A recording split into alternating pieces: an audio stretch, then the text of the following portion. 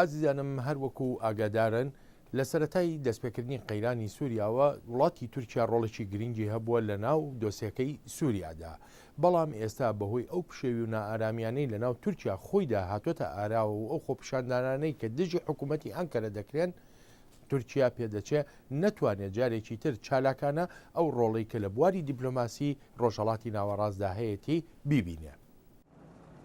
تورکیا وڵاتێکی گرنگە لە قەیرانی سووریادا. دانیشتوانی ناوچە سنووریەکانی تورکیا لەگە سووریادا قوربانی بۆردمانەکان و هاوکاتیش ئەم وڵاتە داڵدەی زیاتر لە 200,000 پەنابەری سووریایی داوە. وەزیری دەرەوەی تورکیا کاری لەسەر یەخستنی ئۆپۆزیسیۆنی سووریا کردووە وەک هیوایەک تا بەشداری لەو توێژی ئاشتیدا بکە کە دواخراوە بۆ مانگی حەوت. ستیڤ هایدەمن شیکەرەوەیە لە نێوەندی ئەمریکا بۆ ئاشتی. تورکیا ڕۆڵێکی گرنگی هەیە لە ئاراستەی قەیرانی سووریادا لە هەردوو ڕوانگەی و توێژەکان و قایلبوونی ڕۆژاوا بۆ گرتنەبەری ڕێبازی کاریگەرانە بۆ کۆنتڕۆلکردنی جموجۆڵەکانی ڕژێمەکەی ئەسەد. بەڵام ئێستا سەرنجەکانی تورکیا بۆ قەیرانی سووریا وەرچەخاوە بەهۆی ئەو پشێویە سیاسی دژی حکوومەت هاتۆتە ئاراوە لە ناو تورکیادا. جان کێری وەزیری دەرەوەی ئەمریکا دەڵێ ئەو کێشە ناوخۆییە ڕێڕەوی ئەنکەرە ناگۆڕێت لەو ڕۆڵەی لە دیپلۆماسیەتی سووریادا هەیەتی. ئەمە یەکەم جار نییە حکوومەتێک ڕوبەڕووی کێشە ببێتەوە و هاش چاوەڕوانم داوتۆغڵ و وەزیری دەرەوە و سەرۆکوەزیرانی تورکیاش بەردەوام بن لەو هەوڵانەی دەدرێن بۆ چارسەرکردنی قەیرانی سووریا.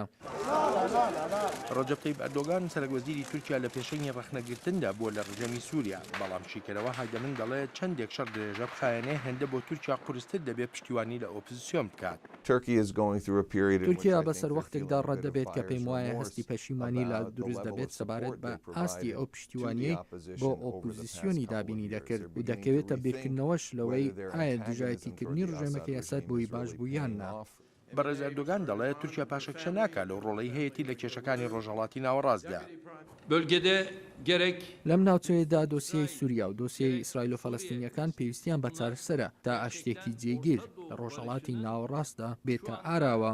3 ساڵ لەمەوبەر پەیوەندیەکانی ئیسرائیل و تورکیا خراپ بوون بەهۆی هێرشی ئیسرائیلیەکانەوە بەسەر کەشتێکی تورکیایی کە چالاکوانان خواردن و کەلوپەلی تریان دەبر بۆ کەرتی غەزە. لەم دواییانەشدا ڕەجەب تەیب ئەردۆغان ڕەخنەی لە هێرشەکانی ئیسرائیل گرت بۆ سەر ڕێگەی ناردنی کەرەستە و پێداویستی بۆ حیزبوڵڵا لە سووریادا و ئەمەش هەوڵەکانی ئەمریکای ئاڵۆز کرد بۆ پەرەپێدانی پەیوەندیەکانی تورکیا و ئیسرائیل.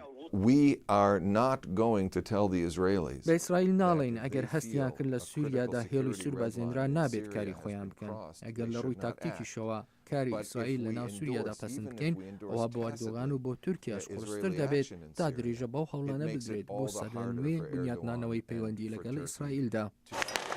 لەگەڵ ئەوەشدا کاربەدەستانی ئەمریکایی نیگەرانی دەردەبڕن لەسەر بەکارهێنانی هێز بەرامبەر خۆپیشاندەرانی دژە حکوومەت لە تورکیا، بەڵام هەردوو وڵات پێکەوە کار دەکەن بۆ توێشکردن لەسەر گواستنەوەی دەسەڵات لە سووریادا.